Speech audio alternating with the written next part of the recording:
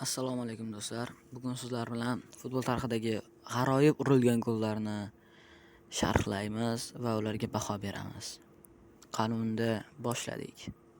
12-o'rin. Do'stlar, ko'pchiligimiz jarima to'plarini ajoyib tarzda golga aylanganiga guvoh bo'lganmiz. Lekin Germaniyaning Greuther Fürth jamoalari a'zolari o'ylab topgan mana bu usulda jarima to'pini golga aylantirish uncha-muncha futbolchilarning qo'lidan kelmasa kerak. To'g'risini aytaman, bu gol shunaqangi tarzda ajoyib ijro etilganki, pas beruvchi va so'nggi nuqtani qo'yuvchi futbolchi ham ideal tarzda harakat qilgan. Aynan shuning uchun ham bu gol tasodifan yoki g'aroyib tarzda urilgan ajoyib gollar reytingimizda 12-o'rinni egalladi.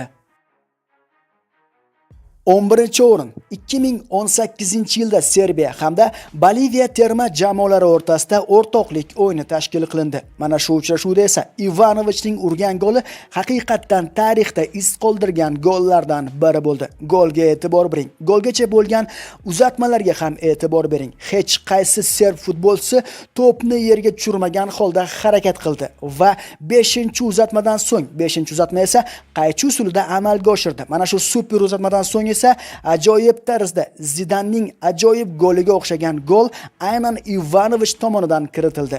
Golni mazza qilib takror va takror tomosha qilish kerak.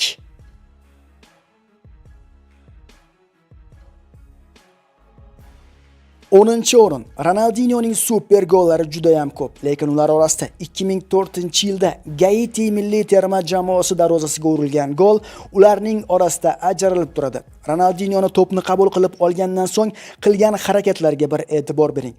Tarixdagi deyarli barcha fintlarni amalga oshirdi. Hattoki Zidanning mashhur fint ham amalga oshirildi va 4 ta himoyachi dog'da qoldirib, 5-siga darvozabon ham uxlatildi va ajoyib tarzda bo'sh qolgan darvoza ishg'ol qilindi. Bu gol shunchalik omadli tarzda amalga oshirilganki, bu golni ko'rganingizdan keyin tasodifan gol bo'ldimi yoki Ronaldinho hammasini ataylab qildimi degan savol barchangizni qiynaydi. Aynan shuning uchun ham bu gol reytingimizda 10-o'rinni egalladi. 9-o'rin. Uzoq masofadan kiritilgan gollar tarixda juda ham ko'p kuzatilgan, lekin Malayziya chempionatining Pahang klubi a'zosi Gerald Glongning urgan goli boshqalardan ajralib turadi. Birinchidan, to'pning trayektoriyasi juda ham ajoyib tarzda ketgan. To'p osmon u falakka ko'tarilgan va darvoza to'sini yonginasiga kelib esa birdaniga pastga sho'ng'igan. Xuddi birov tepadan uni pastga urib yuborgandek. Ikkinchidan esa himoyachi Gerald Glong hech qanday uzatmani amalga oshirmayapti. U to'ppa-to'g'ri darvozani nishonga olganiga guvoh bo'lishingiz mumkin. Yoki haqiqatdan boshqacha bo'lganmi? Bu haqida o'z fikrlaringizni yozib qoldiring. Nima deb o'ylaysiz? Futbolchi uzatma amalga oshirmadi deb tasodifan ajoyib gol urdimi yoki uning miyasida gol urish fikri bormidi? Fikrlaringizni kommentariyalarda yozib qoldiring. 8-o'rin. Barchangizga ma'lumki, fransiyalik futbolchi Nabil Fekir chap oyoqda harakat qiladigan futbolchilar sirasiga kiradi. U asosan gollarni har doim chap oyog'ida kiritgan, lekin 2016-yilda Lyon tarkibida urgan golini o'ng oyoqda urgan va bu golni juda ham uzoqdan turib urgan. Tasavvur qilyapsizmi? Chapaqay futbolchi o'ng oyoqda maydon markazidan turib mana shunday super gol kiritsa, bu tasodifmi yoki g'aroyib golmi yoki ataylab urilgan golmi? Aynan shuning uchun ham bu gol bizning reytingimizda 8-o'rinni egalladi.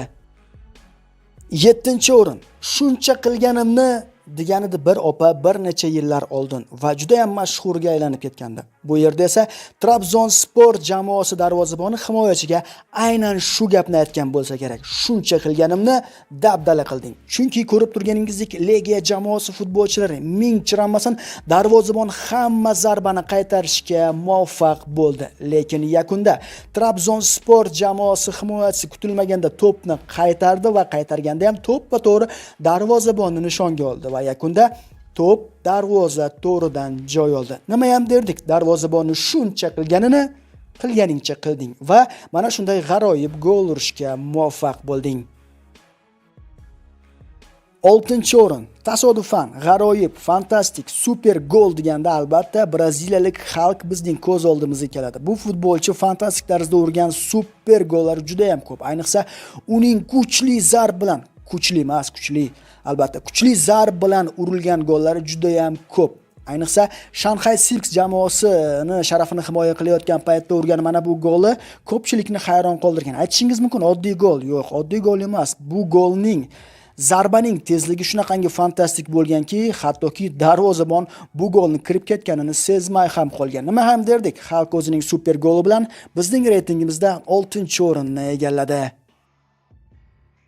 AKPay telefonlarni sovg'a qiladi. Ilovani tavsifdagi havola orqali yuklab oling va 1-maydan 31-maygacha AKPay orqali oilangiz va yaqinlaringizga Rossiyadan O'zbekistonga istalgan summani o'tkazing va har hafta 2 ta Xiaomi Redmi 13S yoki bo'lmasam pul mukofotlarini yutib olish imkoniyatiga ega bo'ling. Telegram kanalimizdagi sovg'alarni esa video ostidagi tavsifdagi havola orqali kuzatib boring.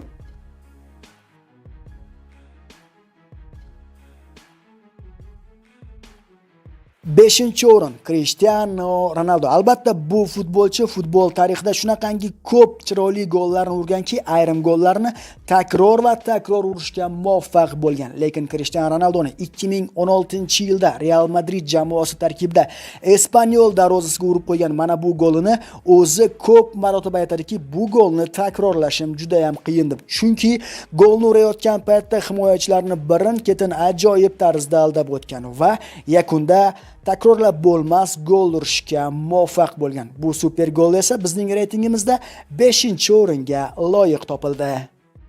4-o'rin. Olivier Giroudga o'xshab skorpion tarzda urilgan gollar futbol tarixida juda ham kam. Ayniqsa golgacha bo'lgan vaziyatda Arsenal futbolchilari shunaqangi ajoyib tarzda harakat qilishganki, haqiqiy ajoyib kombinatsiya hosil qilishgan va yakunda esa skorpion usulida Olivier Giroudning urgan goli tarixda qolgan. Hayotgancha bu gol o'sha paytda Pushkash sovriniga loyiq topilgan. Skorpion deganda ayniqsa bizning ko'z oldingizga birinchi bo'lib Olivier Giroudning urgan goli keladi. Shuning uchun ham uning goli reytingimizda 4-o'ringa loyiq topildi.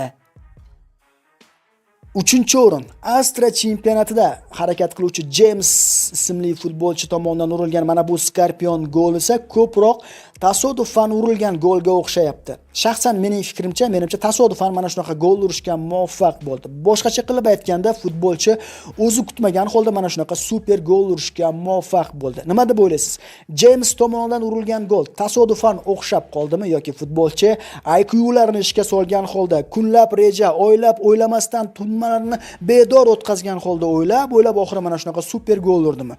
Bu haqida o'z fikrlaringizni kommentariylarda yozib qoldiring. Nima deb o'ylaysiz? Gol tasodifan kiritildimi yoki Jamesning kallasiga qoyil qolamizmi? Bu haqida o'z fikringizni kommentariyalarda yozib qoldiring.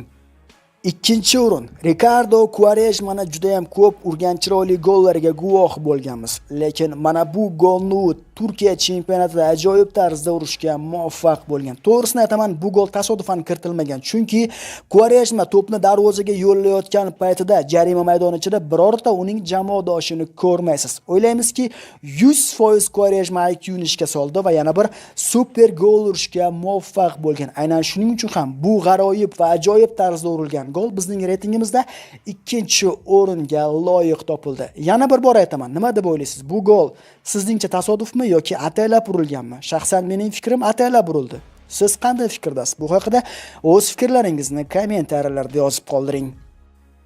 1-o'rin. Futbol tarixida Rabona usulida urilgan gollar juda ham ko'p, lekin Roma futbolchisi Perottining urgan mana bu Rabona usulida ajoyib golini takrorlash juda ham qiyin. Birinchidan futbolchi bu golni Rabona usulida urdi. Ikkinchidan futbolchining gol urayotgan paytidagi nuqtasiga e'tibor bering. Shu nuqtadan ham Rabona usulida uryapti va to'pning trayektoriyasi juda ham ajoyib tarzda chiqdi. Darvozabon esa bu yerda shunchaki ojiz qoldi. Aynan shuning uchun ham bu golni biz 1-o'ringa loyiq topdik. Albatta reytingimizda o'rinlarga biz o'zimizning fikrimizga tayangan holda o'ringa ajratdik. Sizning esa o'z fikrlaringiz bor. Fikrlaringizni kommentariyalarda yozib qoldiring. Sizningcha qaysi gol 1-o'ringa loyiqda? Aynan shu haqida kommentariyalarda o'z fikringizni yozib qoldirishni unutmang.